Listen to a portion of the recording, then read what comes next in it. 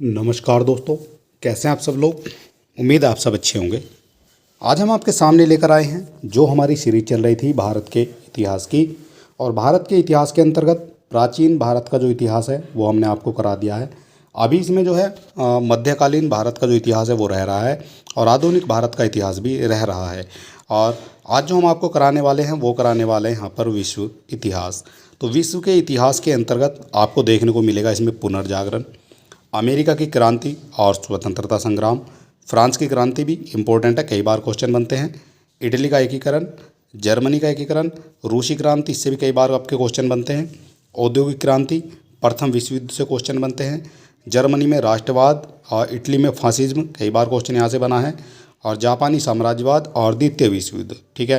तो इन सभी से जो है क्वेश्चन आपके पूछे जाते हैं और आज हम इसी पर जो है चर्चा करने वाले हैं यहाँ पर। और ये हमारी एक वीडियो में जो है आपका विश्व का इतिहास हम यहाँ पर जो है पूरा कवर कर लेंगे, ठीक है। तो संपूर्ण विश्व का इतिहास जो है आपको एक ही वीडियो में मिलने वाला है। तो चलिए देर बिल्कुल नहीं करेंगे, शुरू करेंगे आज का हमारा इंपॉर्टेंट वीडियो। और वीडियो शुरू करने से पहले अगर अभी तक आपने हमारे चैनल को सब्सक्राइब नहीं किया है तो आप सब्सक्राइब कर सकते हैं, वीडियो को अपने दोस्तों में भी शेयर कर सकते हैं।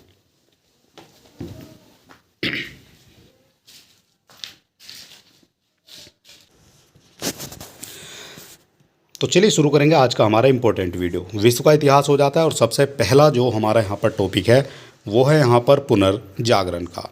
तो पुनर्जागरण से क्या क्या इंपॉर्टेंट हो जाता है चलिए देख लेते हैं।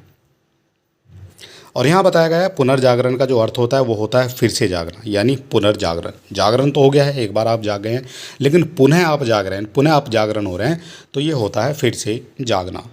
पुनर्जागरण जो है 14वीं, 15वीं और 16वीं शताब्दियों में पश्चिमी यूरोपीय विचार, साहित्य और कला की लौकिक प्रवृत्तियों का तीव्रीकरण था।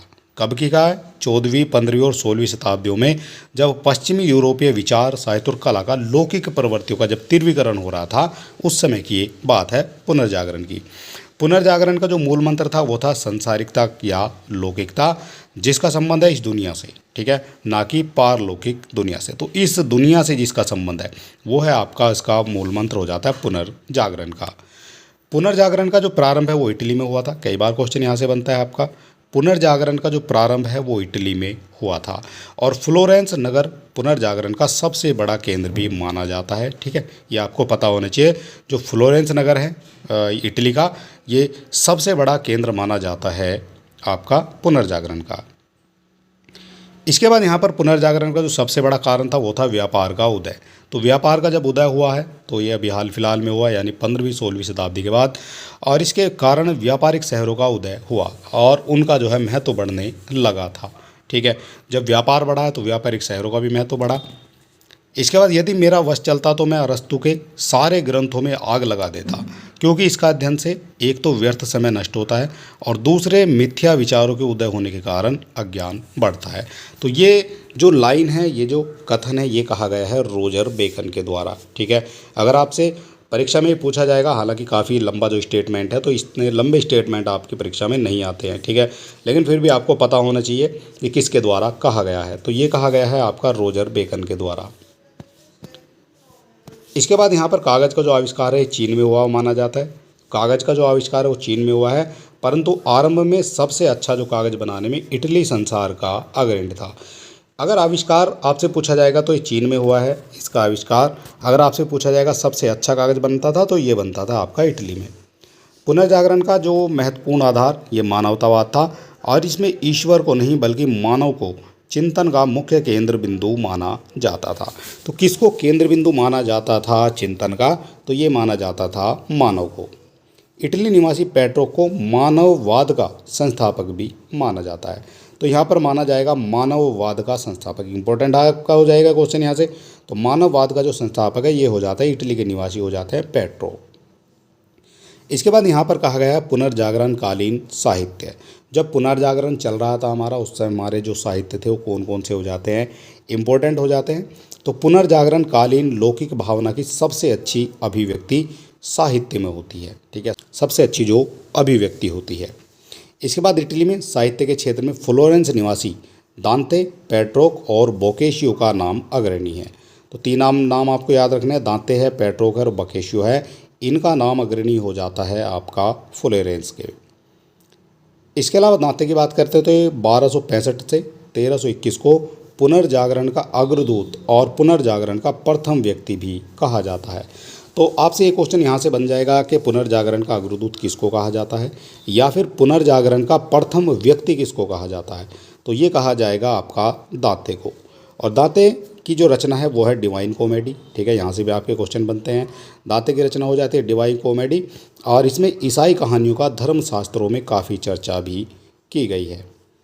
इसके बाद यहाँ पर दांते अपनी जो राजनीतिक पुस्तक है डी मोनार्किया में पवित्र रोमन साम्राज्य के नेतृत्व में इटली के एकीकरण के लिए तर्क देता है।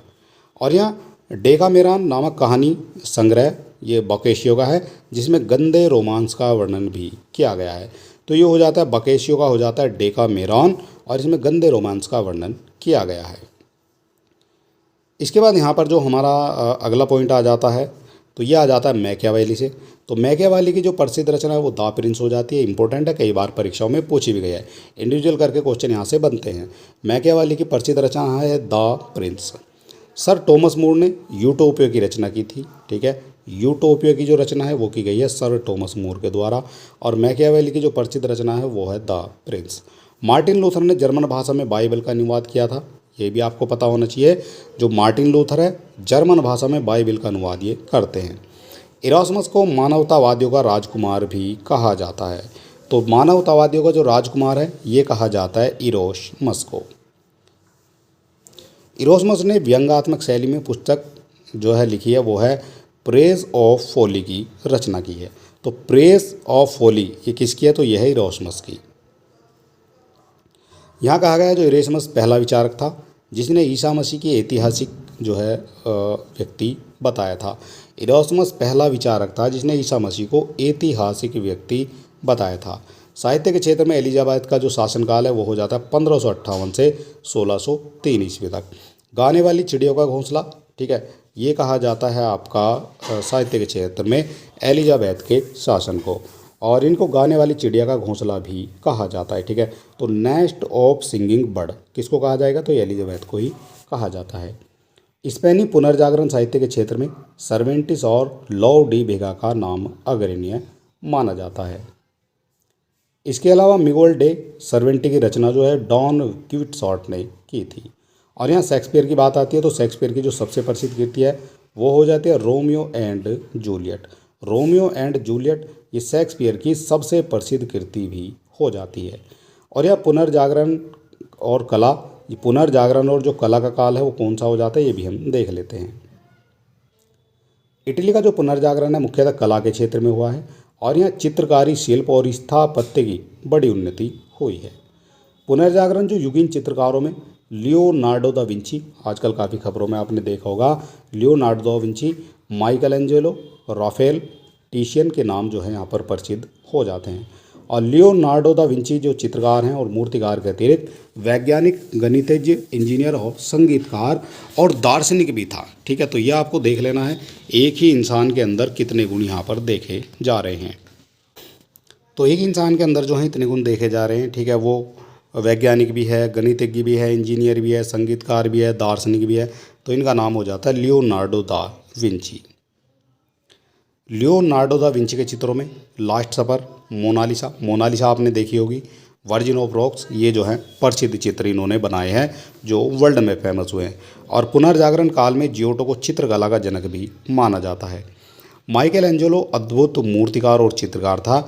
इसका सबसे प्रसिद्ध जो चित्र था वो था लास्ट जजमेंट और एक था द फॉल ऑफ मैन। ठीक है, ये इसके जो हैं प्रसिद्ध चित्र हो जाते हैं माइकल एंजेलो के। इसके बाद सिस्टाइन मैडोना अपनी सजीवता और सुंदरता के कारण संसार के अत्यंत जो है प्रसिद्ध चित्रों में गिना जाता है जो राफेल के द्वारा बनाया जाता है। तो ये हो जाता है सिस्टाइन मैडोना। इसके बाद पुनर्जागरण कालीन विज्ञान, यहाँ पर विज्ञान की भी बात करेंगे। तो इसमें विज्ञान का जो प्रस्फुटन है ये 17वीं और 18वीं शताब्दी में हुआ, लेकिन इसका जो बीज रोपण का पुनर्जागरण काल में ही हो चुका था। तो इसका जो बीज रोपण है यानी इसकी जो शुरुआत है छोटी सी, वो पुनर्जागरण काल से ही मानी जाती है। और इसका जो प्रस्फुटन हुआ है वो हुआ है 17वीं और 18वीं सदी में। कोपरनिकस ने टोलमी के भू केंद्रित सिद्धांत का खंडन कर सूर्य केंद्रित सिद्धांत का प्रतिपादन भी किया था। और कोपरनिकस के अनुसार पृथ्वी ब्रह्मांड के केंद्र में नहीं है बल्कि सूर्य सौरमंडल के केंद्र में है। और अन्य ग्रहों की बात ही पृथ्वी जो है सूर्य के चारों ओर ही घूमती है। ठीक है, ऐसा कहा गया है कोपरनिकस के द्वारा। इसके अलावा न्यूटन द्वारा गुरुत्वाकर्षण के नियम का प्रतिपादन भी किया गया था। गुरुत्वाकर्षण के नियम का प्रतिपादन किया है न्यूटन के द्वारा।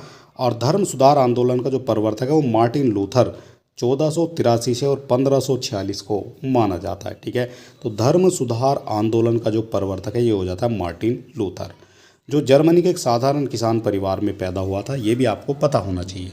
और जॉन विक्लिप को धर्म सुधार आंदोलन का प्रातःकालीन तारा भी कहा जाता है। तो धर्म सुधार आंदोलन का जो प्रातःकालीन तारा है वो कहा जाता है जॉन विक्लिप को। इटली निवासी अमेरिगो वेसुपु के नाम पर अमेरिका का नाम पड़ा था। ठीक है, और सर्वप्रथम मैगलन ने समुद्री मार्ग से संपूर्ण विश्व का चक्कर भी लगाया था। इसके अलावा यहाँ पर जो बात आ जाती है अमेरिकी क्रांति और स्वतंत्रता संग्राम, क्या क्या क्वेश्चन बनते हैं यहाँ से देख लेते हैं। अमेरिकी क्रांति और स्वतंत्रता संग्राम, तो अमेरिका का जो स्वतंत्रता संग्राम है ये हो जाता है 1763 से 1783 तक ये चलता है। ये बात हो रही है अमेरिका के स्वतंत्रता संग्राम की। और सितंबर 1783 में पेरिस की संधि के अनुसार ब्रिटेन ने अमेरिका की स्वतंत्रता को मान्यता दी थी। तो पेरिस की संधि के अनुसार ब्रिटेन ने अमेरिका की स्वतंत्रता को मान्यता भी दी थी। और इस संधि के अनुसार ब्रिटेन ने उत्तरी अमेरिका के 13 अंग्रेजी उपनिवेशकों की स्वतंत्रता स्वीकार कर ली थी। तो ब्रिटेन ने उत्तरी अमेरिका के 13 अंग्रेजी उपनिवेशों की स्वतंत्रता स्वीकार कर ली थी। इसके अलावा अमेरिकी स्वतंत्रता का जो संग्राम है तात्कालिक कारण ब्रिटेन के प्रधानमंत्री लॉर्ड नॉर्थ की चाय नीति था। ठीक है, तो इसका जो स्वतंत्रता संग्राम हुआ है ये हुआ यहाँ पर चाय नीति की वजह से ये हो जाता है। इसके बाद 16 दिसंबर 1773 को बोस्टन टी पार्टी की घटना हो जाती है। बोस्टन टी पार्टी से कई बार क्वेश्चन पूछा गया है। तो बोस्टन टी पार्टी की जो घटना है ये होती है 16 दिसंबर 1773 में, जिसका नायक सैमुअल एडम्स था। ठीक है, ये हो जाती है Boston T party. Boston T party की घटना से ही अमेरिका का स्वतंत्रता जो संग्राम है वो आरंभ हो जाता है। इसके बाद अमेरिकी स्वतंत्रता का जो नारा था वो था प्रतिनिधित्व नहीं तो कर नहीं। ठीक है, ये नारा था अमेरिकी स्वतंत्रता का, जो अमेरिका में स्वतंत्रता का नारा था वो था प्रतिनिधित्व नहीं तो कर नहीं। और जॉर्ज वाशिंगटन अमेरिकी स्वतंत्रता संग्राम के नायक रहे थे, जो अमेरिका के प्रथम राष्ट्रपति भी बने थे। अमेरिका ने अपनी स्वतंत्रता 4 जुलाई 1776 को घोषित की थी। ठीक है, अमेरिका ने अपनी जो स्वतंत्रता है वो 4 जुलाई 1776 को घोषित कर दी थी। और अमेरिका का संविधान है ये 1789 में ईस्वी में लागू हुआ था। अमेरिका का संविधान। रेड इंडियंस अमेरिका के मूल निवासी माने जाते हैं, ये भी आपको पता होना चाहिए। और विश्व में सर्वप्रथम लिखित संविधान ये अमेरिका में ही लागू हुए हैं। तो लिखित संविधान जो लागू हैं ये जो सबसे पहले जो हुए हैं ये हुए हैं आपके अमेरिका में ही। इसके अलावा अमेरिका में गृह युद्ध की जो शुरुआत है ये हो जाती है 12 अप्रैल 1861 को, जिसमें दक्षिणी राज्य दासता के समर्थक और उत्तरी राज्य इसके विरोधी थे। तो ये गृह युद्ध जो है यहाँ पर चल जाता है अमेरिका में। कब चलता है? तो ये चलता है 1861 ईस्वी में। अब्राहम लिंकन द्वारा 1 जनवरी 1863 को दास प्रथा का उन्मूलन भी कर दिया जाता है। ठीक है, ये किसके द्वारा किया जाता है दास प्रथा का उन्मूलन? तो ये हो जाते हैं अब्राहम लिंकन, और 1 जनवरी 1863 की ये घटना हो जाती है। इसके अलावा अमेरिकी गृह युद्ध की जो समाप्ति है ये हो जाती है 26 मई 1865 को। ठीक है, अमेरिका में गृह युद्ध की समाप्ति हो जाती है। और अमेरिका में स्थापित प्रथम अंग्रेजी बस्ती का नाम जेम्स टाउन था। ठीक है, ये हो जाता है अंग्रेजी बस्ती का नाम। इसके अलावा यहाँ पर जो है फ्रांस की क्रांति से आपके क्या क्या क्वेश्चन पूछे जाते हैं। ठीक है, अगला टॉपिक हो जाता है हमारा फ्रांस की क्रांति का क्या क्या इंपॉर्टेंट है। तो नेपोलियन बोनापार्ट ने कहा था यदि रूसो न होता तो फ्रांस में क्रांति भी नहीं होती, और लुई 16वां अपने को बचा सकता था यदि उसने लेखन को नियंत्रित किया होता। ठीक है, तो ये कहा गया है नेपोलियन बोनापार्ट के द्वारा फ्रांस की क्रांति के बारे में। ठीक है, और फ्रांस की क्रांति के जो प्रमुख कारण हैं उसमें असंतुलित अर्थव्यवस्था, सामाजिक वर्ग वैमनस्य, कृषकों का शोषण, निरंकुश राजतंत्र की कमजोरी, बुद्धिजीवियों का विद्रोहात्मक रवैया, ये सभी जो हैं फ्रांस की क्रांति के मुख्य कारणों में से एक रही हैं। फ्रांस की जो क्रांति है ये 1789 में हो जाती है और लुई 16वां के शासनकाल में ये हो जाती है। ठीक है, क्वेश्चन यहाँ से बनते हैं आपके, लुई 16वां के शासनकाल से बने हैं और फ्रांस की क्रांति जो है सुमेलित करने के लिए आपको दी जाती है और यहाँ पर ये ईयर भी आपको सुमेलित करना होता है। लुई 14वां ये आ जाते हैं आपके 1643 से 1715 ईस्वी तक। इन्होंने कहा था मैं ही राज्य हूँ और मेरे शब्द ही कानून है, तो ये आ जाते हैं लुई 14वां। लुई 16वें का जो शासनकाल है ये आ जाता है 1774 ईस्वी से 1792 ईस्वी तक। ठीक है, तो ये लुई 16वें का जो शासनकाल है ये महत्वपूर्ण रहा है फ्रांस की क्रांति में। फ्रांस की न्यायपालिका को पार्लमा भी कहा जाता है। अब आपसे पूछ लिया जाए कि पार्लमा किसको कहा जाता है, तो पार्लमा कहा जाता है फ्रांस की न्यायपालिका को। और ये हो जाती है फ्रांस की क्रांति का जो तात्कालिक कारण है, ये हो जाता है स्टेट जनरल की बैठक को बुलाना, ये उस समय का तात्कालिक कारण माना जाता है। और लुई 16वें द्वारा स्टेट जनरल के अधिवेशन का उद्घाटन ये 5 मई 1789 में किया जाता है। ठीक है, तो ये हो जाता है लुई 16वां द्वारा स्टेट जनरल के अधिवेशन का उद्घाटन 5 मई 1789 को। इसके बाद फ्रांस में बास्तिल की जेल को तोड़कर राजनीतिक कैदियों को 14 जुलाई 1789 को मुक्त करा दिया गया था। तो फ्रांस में हो जाती है बास्तिल की जेल, जिसको तोड़कर राजनीतिक कैदियों को 14 जुलाई 1789 को मुक्त करा दिया गया था। वर्साय को फ्रांस की राजनीतिक और यहाँ पर शीश महल का निर्माण हुई, शीश महल का जो निर्माण है वो लुई 14वें ने किया था।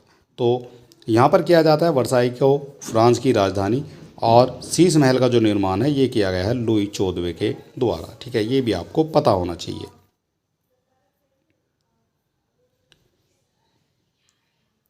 इसके बाद अगला पॉइंट बनता है हमारा फ्रांस की क्रांति में रूसो, मॉन्टेस्क्यू, वॉल्टेयर का महत्वपूर्ण योगदान माना जाता है। तो फ्रांस की क्रांति में माना जाता है इन तीनों का महत्वपूर्ण योगदान, एक रूसो हो जाते हैं, एक मॉन्टेस्क्यू हो जाते हैं और एक हो जाते हैं वॉल्टेयर।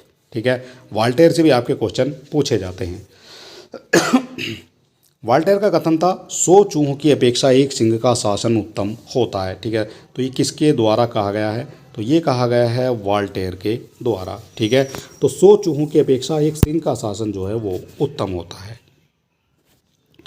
रूसो की रचना सोशल कॉन्ट्रैक्ट है, जबकि मॉन्टेस्क्यू की जो रचना है वो है द स्पिरिट ऑफ लॉज। ठीक है, रूसो की रचना है सोशल कॉन्ट्रैक्ट। कोर्सिका द्वीप के एक साधारण परिवार में 15 अगस्त 1769 को नेपोलियन का जन्म हो जाता है। तो ये होता है कोर्सिका द्वीप के एक साधारण परिवार में, बात हो जाती है 15 अगस्त 1769 को नेपोलियन का जन्म हो जाता है। नेपोलियन स्वयं को क्रांति का पुत्र होने का दावा करता था और नेपोलियन 15 अक्टूबर 1795 को फ्रांस की गृह सेना का जनरल भी बना दिया जाता है। और नेपोलियन जो है 1804 ईस्वी में फ्रांस का सम्राट घोषित हो जाता है। नेपोलियन है 1804 में हो जाता है फ्रांस का सम्राट घोषित।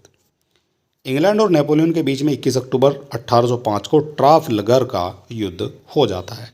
तो 1805 में हो जाता है ट्राफलगर का युद्ध इंग्लैंड और नेपोलियन के बीच में। बैंक ऑफ फ्रांस की जो स्थापना है नेपोलियन के द्वारा की जाती है 1800 ईस्वी में। आपसे पूछा जाएगा जो ट्राफलगर का युद्ध है वो किस किस के बीच में हो जाता है, तो ये इंग्लैंड और नेपोलियन के बीच में हो जाता है। और बैंक ऑफ फ्रांस की जो स्थापना है नेपोलियन के द्वारा की गई है 1800 ईस्वी में। इसके बाद वाटरलू का युद्ध कई बार पूछा गया है। वाटरलू का युद्ध तो ये हो जाता है 18 जून 1815 को, और मित्र राष्ट्रों की सेना और नेपोलियन के मध्य ये हो जाता है वाटरलू का युद्ध, जिसमें नेपोलियन को बंदी बना लिया जाता है। नेपोलियन की जो मृत्यु है ये हो जाती है 1821 को, और उसका अंतिम संस्कार सेंट हेलेना द्वीप पर किया जाता है। ठीक है, तो इसकी मृत्यु भी बता दी है आपको और इसका जो युद्ध है वो भी आपको बता दिया है। इसके बाद नेपोलियन ने महाद्वीपीय व्यवस्था का सूत्रपात किया था नेपोलियन ने। अब बात आ जाती है यहाँ पर इटली की। तो इटली का जो एकीकरण है इससे क्या इंपॉर्टेंट हो जाता है आपका, तो अपने देश के लिए वास्तविक सिद्धांतों के अनुसार काम कर हम मानवता के लिए परिश्रम करते हैं। हमारा देश उस लीवर का क्रिया बिंदु है जिसे हम जन सामान्य की भलाई के लिए उपयोग करते हैं। तो ये वर्ड कहे गए हैं जोसेफ मेजिनी के द्वारा। ठीक है, ये भी आपसे पूछ लिए जाते हैं।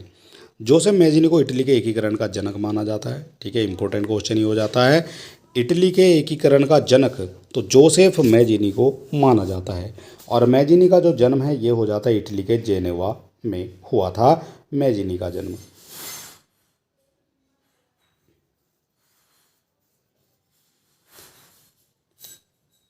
मैजिनी ने कहा था पहले तुम आदमी हो, उसके बाद किसी देश के नागरिक या फिर अन्य कुछ। तो सबसे पहला आदमी क्या है, तो सबसे पहले जो है ये आदमी हो जाता है।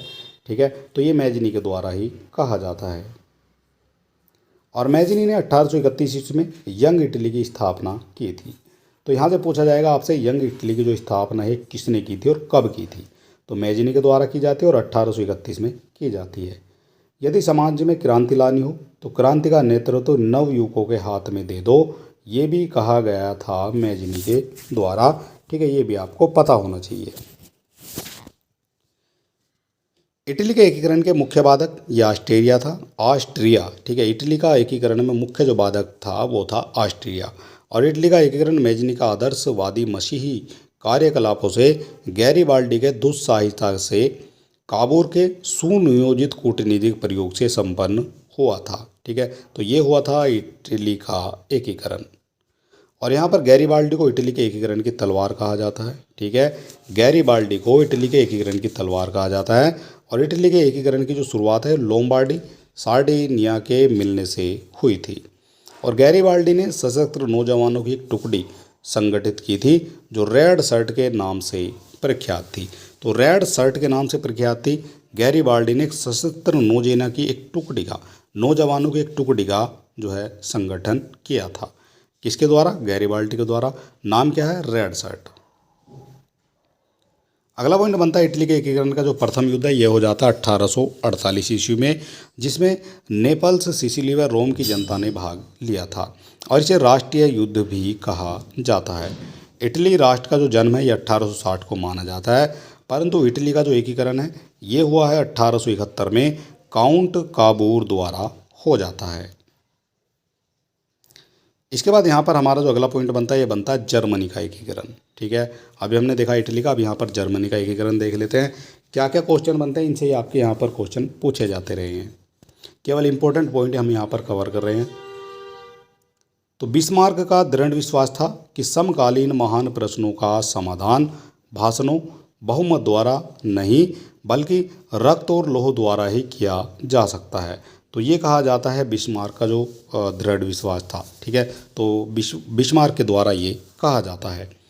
बिस्मार्क का जो जन्म है ये हुआ है 1 अप्रैल 1815 को और अल्मार्ट प्रसा में हो जाता है। बिस्मार्क प्रसा के शासक विलियम प्रथम का जो प्रधानमंत्री था। ठीक है, ये हो जाता है बिस्मार्क प्रसा। जर्मनी का एकीकरण बिस्मार्क द्वारा ही किया गया है। किसका? जर्मनी का एकीकरण किया गया है बिस्मार्क के द्वारा। और बिस्मार्क ने 1871 में प्रसा के चांसलर का पदभार भी ग्रहण कर लिया था। प्रशा का नरेश विलियम प्रथम प्रसा के नेतृत्व में जर्मनी के एकीकरण में विश्वास रखता था, परंतु इसका सबसे कट्टर विरोधी था ऑस्ट्रिया। ठीक है, तो ये भी आपको पता होना चाहिए। ऑस्ट्रेलिया जो है इटली में भी जो है वहाँ पर विरोधी की भूमिका में था और जर्मनी में भी जो है विरोधी की भूमिका में है। और 1866 में ऑस्ट्रिया ने प्रसा के आगे आत्मसमर्पण कर दिया। ठीक है, इसको कहा जाता है यहाँ पर सेरोजोवा युद्ध में। तो सेरोजोवा युद्ध में जो है ऑस्ट्रेलिया ने प्रसा के आगे आत्मसमर्पण कर दिया था। इसके बाद फ्रेडरिक लिस्ट को जर्मनी के आर्थिक राष्ट्रवाद का पिता भी माना जाता है। और 23 अगस्त 1866 ने प्राग संधि के तहत स्लेस्विग और हॉलस्टीन में प्रसा को शामिल हो गया था। जो प्राग संधि के तहत स्लेस्विग और हॉलस्टीन है ये प्रसा में शामिल हो जाता है। और सेडान का जो युद्ध है ये हुआ है 1 सितंबर 1870 को प्रसा और फ्रांस के बीच में ये हो जाता है। तो सेडान का युद्ध है, इम्पोर्टेंट है, कई बार पूछा गया है सेडान का युद्ध। फ्रैंकफर्ट की जो संधि 1871 में प्रसा और फ्रांस के बीच में हो जाती है। इसके बाद हो जाता है बिस्मार्क ने फ्रांस की पराजय का उपयोग जर्मनी के एकीकरण को पूरा करने में किया था। ठीक है, ये भी आपको पता होना चाहिए। और 18 जनवरी 1871 को वर्साई के महल में प्रसा के राजा विलियम प्रथम को जर्मन सम्राट भी घोषित कर दिया जाता है। इसके अलावा यूरोप के नक्शे पर एकीकृत जर्मनी का उदय हुआ था। ठीक है, ये भी आपको पता होना चाहिए। यूरोप के नक्शे पर एकीकृत जर्मनी का उदय भी हो जाता है। इसके बाद आ जाती है हमारी रूसी क्रांति। तो रूसी क्रांति इम्पोर्टेंट हो जाएगी। रूसी क्रांति हो जाती है इम्पोर्टेंट यहाँ पर।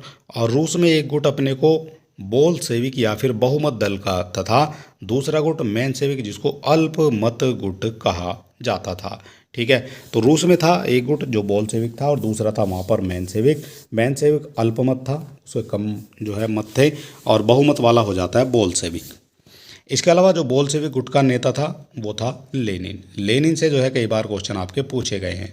लेनिन एक बड़ा ही प्रतिबद्ध समर्पित जो है क्रांतिकारी था और उसमें बौद्धिकता, प्रखरता, अदम्य शक्ति और क्रांति की समर नीति की निर्धारित करने की अद्भुत क्षमता भी थी।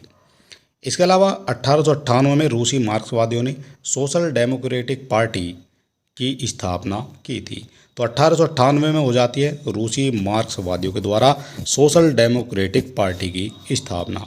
और वेल्स के रॉबर्ट ओवेन द्वारा समाजवाद शब्द का प्रयोग सर्वप्रथम किया जाता है। जर्मनी निवासी कार्ल मार्क्स को वैज्ञानिक समाजवाद का संस्थापक भी माना जाता है। तो जर्मनी निवासी हो जाते हैं कार्ल मार्क्स। ठीक है, कई बार आपने पढ़ा होगा कार्ल मार्क्स के बारे में। तो ये वैज्ञानिक और समाजवाद का संस्थापक इनको माना जाता है। कार्ल मार्क्स की काफ़ी पुस्तकें हैं जो आपकी परीक्षाओं में पूछी जाती हैं। जैसे सबसे इम्पोर्टेंट है यहाँ पर दास कैपिटल, और एक है कम्युनिस्ट मैनीफेस्टो। ठीक है, ये इंपॉर्टेंट पुस्तकें हैं जो बार बार आपकी परीक्षाओं में पूछी जाती हैं। 8 मार्च 1917 को रूस में क्रांति का जो प्रथम विस्फोट हुआ था। तो प्रथम विस्फोट हुआ है रूस में क्रांति का 8 मार्च 1917 को। और उस दिन गरीब किसान मजदूरों ने पेट्रोगोड की सड़कों पर जुलूस निकाला था। सेंट साइमन को फ्रांसीसी साम्यवाद का जनक भी माना जाता है। तो सेंट साइमन हो जाते हैं फ्रांसीसी साम्यवाद के जनक। रूस के शासक को जार कहा जाता था और जारशाही व्यवस्था मार्च 1917 में समाप्त कर दी जाती है। आज नहीं तो कल, कल नहीं तो परसों यूरोपीय साम्राज्यवाद की इमारतें ढहने वाली हैं, ये कहा गया था लेनिन के द्वारा। ठीक है, आज नहीं तो कल और कल नहीं तो परसों यूरोपीय साम्राज्यवाद की जो इमारतें हैं वो ढहने वाली है। ये जो लाइन है, ये जो स्टेटमेंट है, ये हो जाता है लेनिन का। और कार्ल मार्क्स का जो नारा था वो था दुनिया के मजदूरों एक हो जाओ।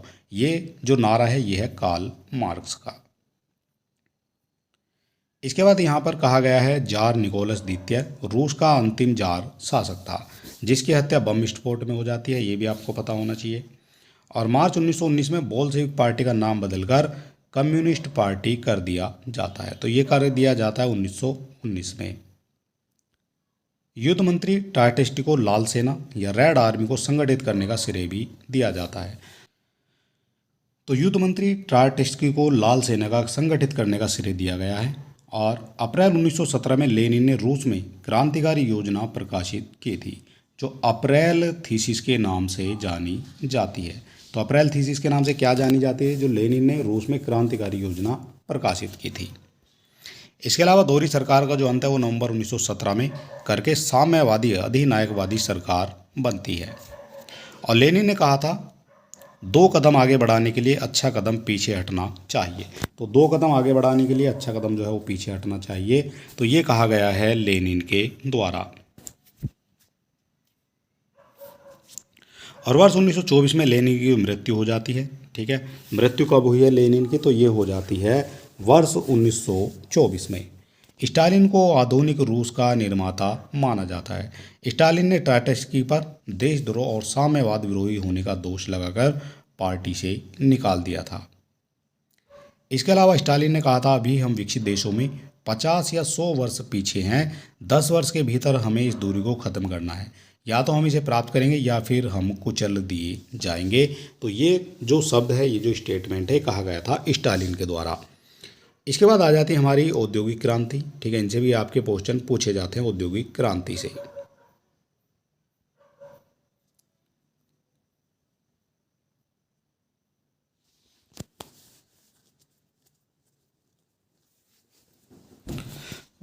तो यहाँ पर देख लेते हैं औद्योगिक क्रांति से क्या क्या आपसे पूछा जाता है।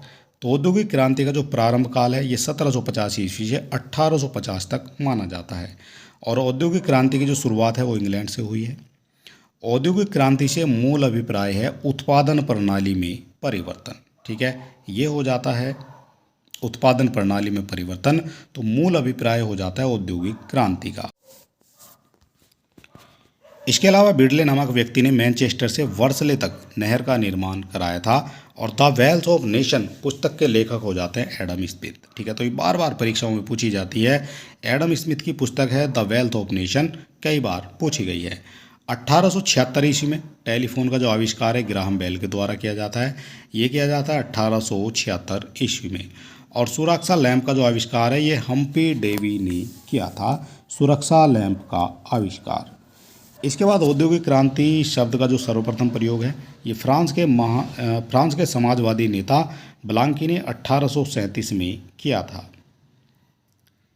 इसके अलावा 1829 में जॉर्ज स्टीफेंसन ने अपने स्वनिर्मित इंजन से लिवरपूल और मैनचेस्टर के बीच 16 मील प्रति घंटे की रफ्तार से रेलगाड़ी चलाकर रेल परिवहन की युग की शुरुआत कर दी थी।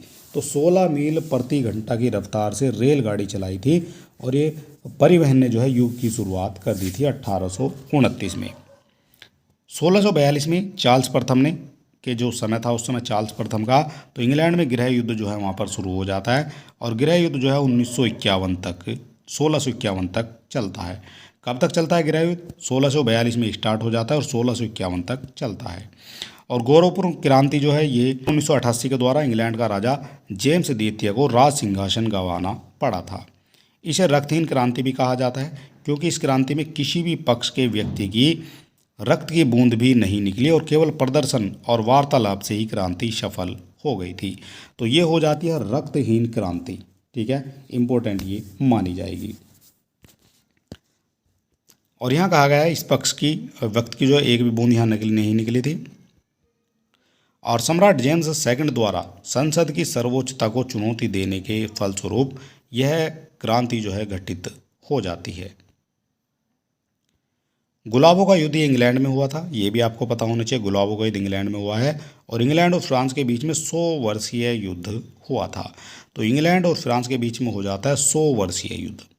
गौरवपूर्ण क्रांति के पश्चात राजा के दैवीय अधिकारों को अमान्य कर दिया गया और इंग्लैंड में संवैधानिक राजतंत्र जो है युग का प्रारंभ हो जाता है। इसके बाद आ जाता है हमारा प्रथम विश्व युद्ध। क्या इंपॉर्टेंट बनता है प्रथम विश्व युद्ध से? तो यूरोप में गुप्त संधियों का जो सिलसिला है प्रथम विश्व युद्ध द्वारा प्रमुख कारण माना जाता है। तो यूरोप में माना जाता है गुप्त संधियों का जो सिलसिला है प्रथम विश्व युद्ध का मुख्य कारण ये माना जाता है। और गुप्त संधियों को शुरू करने वाला जर्मन साम्राज्य का चांसलर बिस्मार्क हो जाता है। ठीक है, तो गुप्त संधियों किसने शुरू किया? तो ये किया गया है बिस्मार्क के द्वारा। इसके अलावा 28 जुलाई 1914 को प्रथम विश्व युद्ध का जो प्रारंभ माना जाता है। तो प्रथम युद्ध का जो प्रारंभ है ये हो जाता है 28 जुलाई 1914 को। ऑस्ट्रेलिया के युवराज आर्क ड्यूक फ्रांज फार्नेज की हत्या प्रथम विश्व युद्ध का तात्कालीन कारण जो है सिद्ध हुई थी। तो ऑस्ट्रेलिया के थे ये युवराज आर्क ड्यूक, इनकी जो हत्या हो गई थी और तात्कालीन कारण जो है सिद्ध वहाँ पर होता था। प्रथम विश्व युद्ध में दो खेमों में बट गया था, एक मित्र राष्ट्र और एक धुरी राष्ट्र।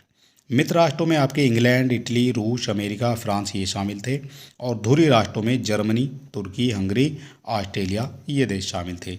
और इनका जो नेतृत्व है वो कर रहा था जर्मनी। जर्मनी ने 1 अगस्त 1914 को रूस पर, 3 अगस्त 1914 को फ्रांस पर आक्रमण कर दिया था और 6 अप्रैल 1917 को अमेरिका प्रथम विश्व युद्ध में शामिल हो गया था। इस समय अमेरिका के राष्ट्रपति थे वुडरो विल्सन। ठीक है, प्रथम विश्व युद्ध के दौरान अमेरिका के जो राष्ट्रपति थे वो थे वुडरो विल्सन। इटली अप्रैल 1915 को मित्र राष्ट्र की ओर से युद्ध में शामिल हो जाता है और प्रथम विश्व युद्ध में ब्रिटेन 4 अगस्त 1914 को सम्मिलित हुआ, जिसका कारण है बेल्जियम में जर्मन सेना का प्रवेश करना। प्रथम विश्व युद्ध 4 वर्ष से अधिक समय तक चलता रहा। ठीक है, ये भी आपको पता होना चाहिए, 4 वर्षों से अधिक तक जो है चलता है प्रथम विश्व युद्ध।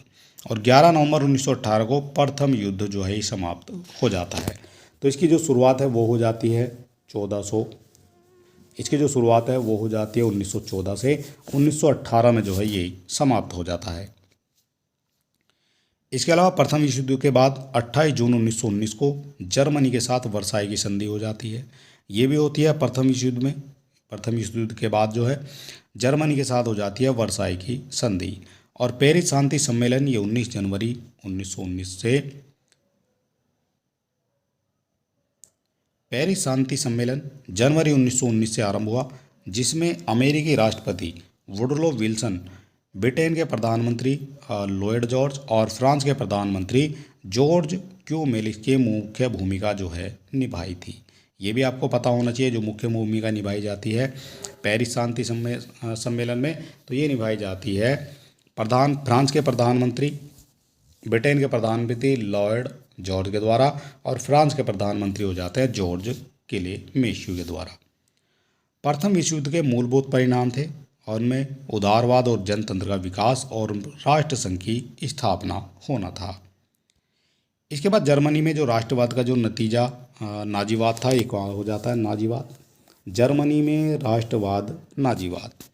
तो 1870 में पहले नॉर्डिक ट्यूशन प्रजातियों का अनुशासित अधिव्यवसायी परिश्रमी लोगों का देश जर्मनी छोटे छोटे राज्यों रजवाड़ों द्वारा क्षेत्रों में विभक्त था, और जर्मन राष्ट्र के उदय में नेपोलियन बोनापार्ट का प्रमुख योगदान माना जाता है।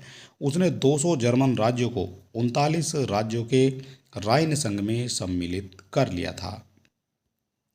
और राइन संघ की जो केंद्रीय संसद फ्रैंकफर्ट में स्थित थी, और 20 अप्रैल 1889 को हिटलर का जन्म ऑस्ट्रिया में हुआ था। तो हिटलर का जन्म हो जाता ऑस्ट्रिया में 1889 में। हिटलर के नेतृत्व में जर्मनी में नाजी दल का उत्थान हुआ, ठीक है, ये भी आपको पता होना चाहिए। और नाजी दल की जो स्थापना है ये हो जाती है 1919 में एंटोन ड्रैकलर द्वारा म्यूनिख में जर्मन वर्कर्स पार्टी के नाम से की गई थी।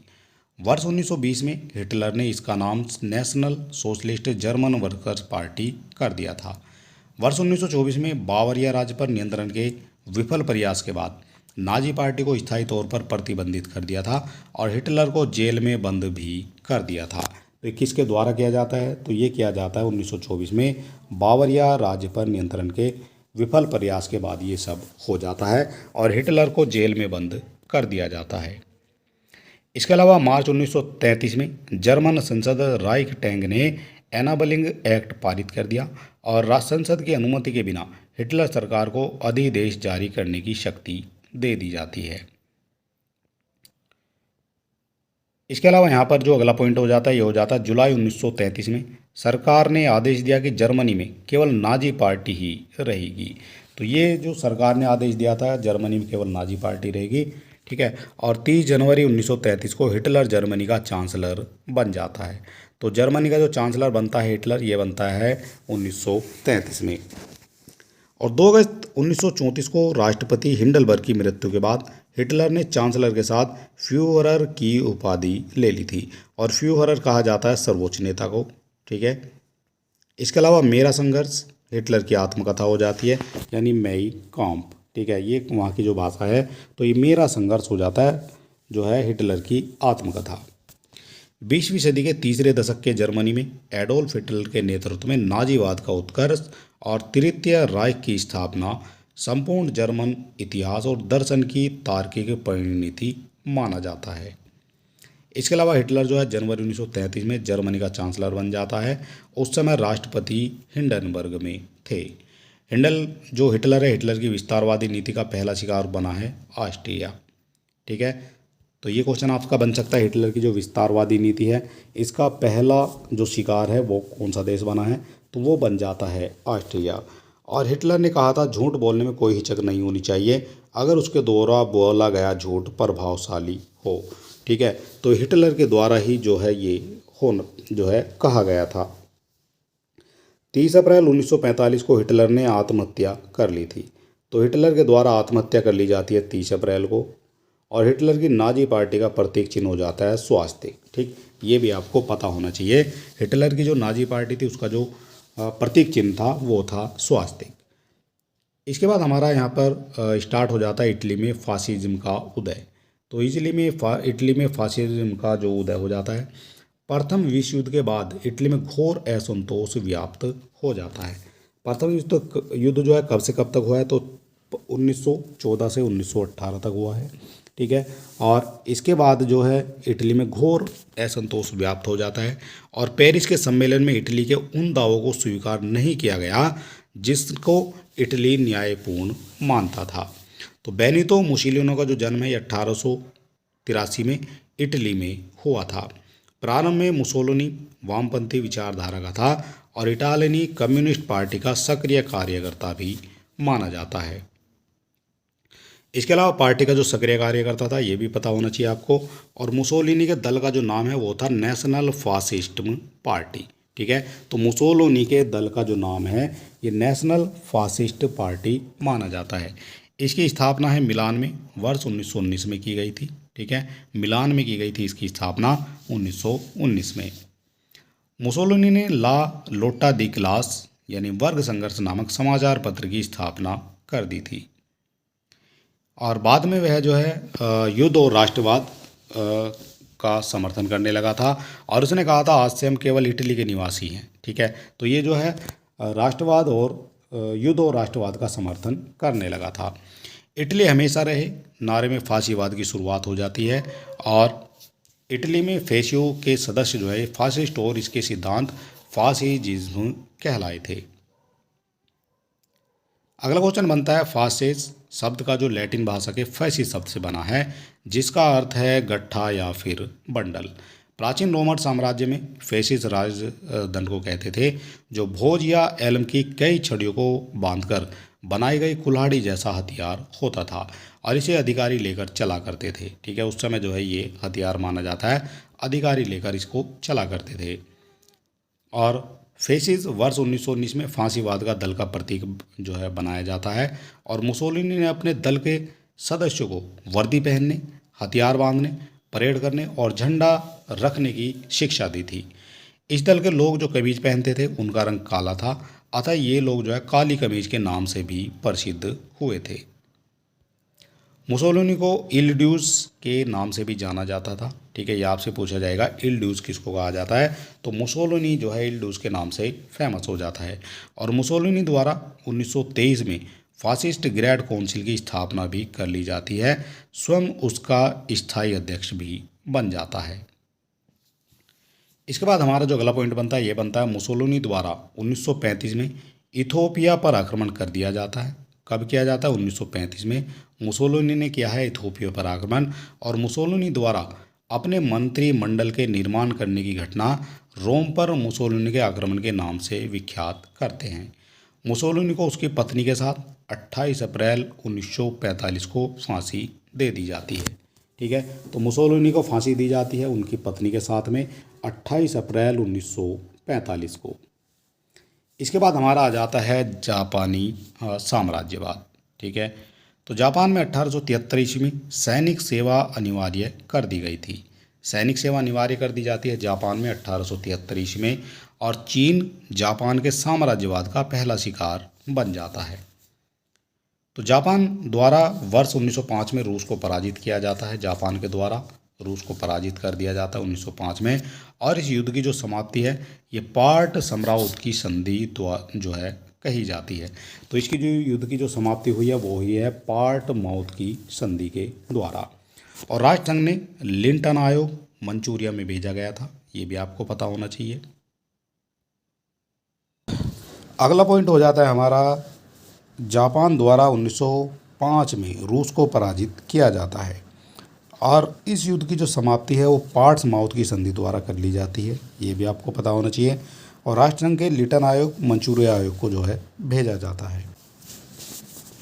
मंचूरिया पर जापान द्वारा वर्ष 1931 में आक्रमण कर दिया गया था और जापान द्वारा मार्च 1933 में राष्ट्रसंघ की सदस्यता छोड़ दी गई थी। अमेरिका द्वारा 6 अगस्त 1945 को हिरोशिमा और 9 अगस्त 1945 को नागासाकी पर परमाणु बम का प्रयोग किया जाता है। तो किसके द्वारा किया गया है? अमेरिका के द्वारा। कहाँ किया गया है? तो एक हिरोशिमा में और एक किया गया है नागासाकी में। और इस भीषण नरसंहार से विवश होकर जापान को बेशर्त आत्मसमर्पण की बात माननी पड़ी थी और 2 सितंबर 1945 को समझौता पत्र पर हस्ताक्षर कर आत्मसमर्पण भी कर दिया जाता है। इसके बाद आ जाता है हमारा द्वितीय विश्व युद्ध और द्वितीय विश्व युद्ध की जो संभावना है वर्ष 1919 के शांति सम्मेलन के समय से हो गई थी और जब जर्मनी के साथ विजयी राष्ट्रों ने वर्साई की अपमानजनक संधि की थी। तो जर्मनी के साथ हो जाती है विजय राष्ट्रों ने वर्साई की संधि, और ये अपमानजनक संधि मानी जाती है। द्वितीय विश्व युद्ध का तात्कालिक कारण जर्मनी द्वारा 1 सितंबर 1939 को पोलैंड में आक्रमण करना हो जाता है, और साइरिल फॉल्स के मतानुसार द्वितीय विश्व युद्ध मूलतः एक प्रतिशोधात्मक युद्ध माना जाता है। और फ्रांस के सेनापति मार्शल फोच ने वर्ष 1919 में ही कहा था कि वर्साई की संधि शांति की संधि नहीं है, वरन केवल 20 वर्षों के लिए युद्ध विराम संधि मात्र है। ठीक है, तो ये कहा गया था सेनापति मार्श फिंच के द्वारा। अगला पॉइंट बनता है, पश्चिमी राज्यों ने यह वचन दिया था कि पोलैंड पर यदि जर्मन आक्रमण हुआ तो उसकी सैनिक सहायता करेंगे। अतः फ्रांस और ब्रिटेन ने जर्मनी के विरुद्ध युद्ध की घोषणा कर दी थी। 3 सितंबर 1939 को ब्रिटेन ने जर्मनी के खिलाफ युद्ध की घोषणा कर दी थी, ये भी आपको पता होना चाहिए। और उसके कुछ घंटों के बाद फ्रांस ने भी वैसा ही किया था। तो 3 सितंबर 1939 को ब्रिटेन ने जर्मनी के खिलाफ युद्ध की घोषणा कर दी थी। जर्मनी द्वारा सोवियत संघ पर आक्रमण ऑपरेशन बारबरोसा के तहत 22 जून 1941 को किया गया था। तो जर्मनी के द्वारा किया गया था सोवियत संघ पर आक्रमण, और ये किया गया था ऑपरेशन बारबरोसा के तहत। 8 दिसंबर 1941 को अमेरिका ने द्वितीय विश्व युद्ध में भाग लिया था, और जर्मनी द्वारा रूस के साथ में 23 अगस्त 1939 को समझौते के उल्लंघन का आरोप लगाकर 22 जून 1941 में रूस पर आक्रमण कर दिया था। इसके अलावा जर्मनी की ओर से द्वितीय विश्व युद्ध में 10 जून 1940 को इटली ने भाग लिया, और द्वितीय विश्व युद्ध के समय अमेरिका ने राष्ट्रपति फ्रैंकलिन डी रूजवेल्ट थे, जबकि ब्रिटेन के प्रधानमंत्री विंस्टन चर्चिल हो जाते हैं।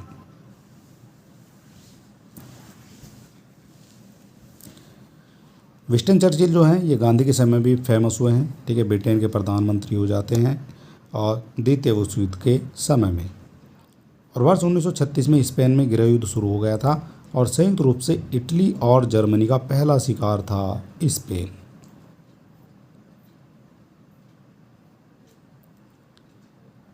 इसके बाद यहाँ पर हो जाता है द्वितीय विश्व युद्ध के दौरान जापान ने एशियावासियों के लिए नारे के विरुद्ध ब्रिटिश सरकार ने भारतीयों को युद्ध सहायता के बदले डोमिनियन राज्य का दर्जा देने का आश्वासन दिया था, और द्वितीय विश्व युद्ध 6 वर्षों तक लड़ा गया था।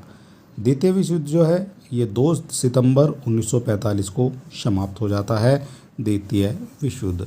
और वर्ष 1945 में सैन फ्रांसिस्को सम्मेलन में मित्र राष्ट्रों ने संयुक्त राष्ट्र संघ की स्थापना कर दी थी। तो संयुक्त राष्ट्र जो राष्ट्र संघ है उसकी जो स्थापना वो हो जाती है 1945 में। स्थान है इसका सैन फ्रांसिस्को, जहाँ पर ये सम्मेलन हुआ था। और जो द्वितीय विश्व युद्ध के बाद युद्ध को रोकने का सफल प्रयास भी किया गया था इसके द्वारा। इसके बाद आ जाता है हमारा तुर्की आ जाता है यहाँ पर। और तुर्की से क्या इम्पोर्टेंट हो जाता है, तो प्रथम विश्व युद्ध में तुर्की ने जर्मनी का साथ दिया था, और युद्ध के उपरांत विजयी मित्र राष्ट्रों ने तुर्की पर सेवर्स की संधि आरोपित कर उसे साम्राज्य का ही अंत कर दिया था। तो तुर्की पर सेवर्स की संधि के जो आरोपित कर उसके साम्राज्य का अंत भी कर दिया जाता है।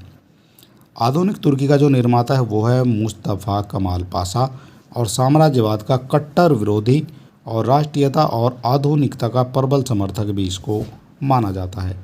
तो मुस्तफ़ा कमाल पाशा ने तुर्की के आधुनिकीकरण हेतु 6 सिद्धांत, इनमें गणतंत्रवाद हो जाता है, राष्ट्रवाद, न्याय व्यवस्था, अर्थव्यवस्था, धर्मनिरपेक्ष और क्रांतिवाद, इसका जो है प्रतिपादन कर दिया जाता है। तो इन 6 सिद्धांतों का जो प्रतिपादन है ये किया जाता है मुस्तफ़ा कमाल पाशा के द्वारा। अगला क्वेश्चन बनता है, कमाल पाशा को तुर्की का तुर्क राष्ट्रपति कहा जाता है। तुर्की और मित्र राष्ट्रों के बीच में लुसाने की संधि 1923 में संपन्न हो जाती है, और ये प्रथम विश्व युद्ध की सबसे अंतिम संधि भी मानी जाती है। इसके अलावा 3 मार्च 1924 को खिलाफत का अंत कर दिया गया था। ठीक है, खिलाफत का अंत कर दिया जाता है 1924 में, और 29 अक्टूबर 1923 को तुर्की में गणतंत्र की घोषणा भी कर ली जाती है। और साथ ही 20 अप्रैल 1924 को तुर्की में नए संविधान की घोषणा कर दी जाती है। 20 अप्रैल 1924 को तुर्की में नए संविधान की घोषणा कर दी जाती है। मुस्तफ़ा कमाल पाशा ने खलीफा के अधिकारों को समाप्त कर दिया था, ठीक है, ये भी आपको पता होना चाहिए, और खिलाफत का जो अंत भी कर दिया था। और भारत के मुसलमानों में आगा खां और अमीर अली ने इसके विरुद्ध प्रतिवेदन दिया और कमाल पाशा को पत्र भी लिखा था, किंतु पाशा ने इन लोगों की चिंता नहीं की और इन्हें ब्रिटिश साम्राज्यवाद का पिट्ठू बता दिया था। कमाल पाशा ने पहले से प्रचलित फेज, टोपी और बुर्के पर प्रतिबंध लगाया था और साथ ही यूरोपीय पोशाक, पैंट, कोट और टाई का प्रोत्साहन कर दिया था। इसके अलावा मुस्तफ़ा कमाल पाशा ने रिपब्लिक पीपुल्स पार्टी की स्थापना भी की थी और मुस्तफ़ा कमाल पाशा की जो मृत्यु है ये हो जाती है 1938 में, ठीक है। तो रिपब्लिकन पीपुल्स पार्टी की जो स्थापना है ये की जाती है मुस्तफ़ा कमाल पाशा के द्वारा और इसकी जो मृत्यु है वो हो जाती है 1938 में। कमाल पाशा ने पर्दा प्रथा का अंत किया था और बहुपत्नी विवाह समाप्त कर दिया था और स्त्रियों के लिए शिक्षा की व्यवस्था भी कर दी थी कमाल पाशा ने। इसके अलावा कुछ और इम्पोर्टेंट पॉइंट बनते हैं, जैसे चीन से। तो चीन को एशिया का मरीज के नाम से भी जाना जाता है। एशिया का मरीज कौन है, तो ये हो जाता है चीन।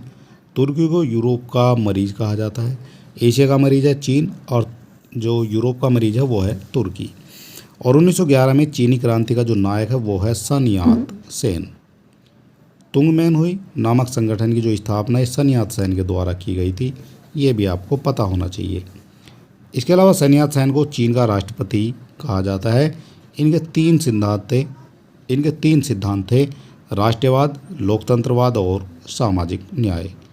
माओ त्से तुंग चीनी साम्यवादी गणराज्य के प्रथम उपाध्यक्ष भी थे, ये भी आपको पता होना चाहिए।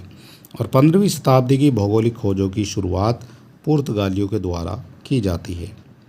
राजकुमार हेनरी ने इस दिशा में इतनी पहल की कि उसे हेनरी द नेविगेटर के नाम से जाना जाने लगा था, ठीक है। तो ये 15वीं शताब्दी की बात है और राजकुमार हेनरी ने जो है पहल की थी और इन्हीं का नाम जो है हेनरी द नेविगेटर कहा जाने लगा था। और चलिए दोस्तों, ये जो हमारा वीडियो है ये समाप्त होता है और कल हम फिर मिलेंगे एक नई वीडियो के साथ। वीडियो आपको कैसा लगा ये आप हमें बता सकते हैं कमेंट बॉक्स में। वीडियो अगर अच्छा लगता है तो आप हमारे चैनल को सब्सक्राइब भी कर सकते हैं। और चलिए दोस्तों, मिलते हैं नेक्स्ट वीडियो में, तब तक के लिए नमस्कार, जय हिंद।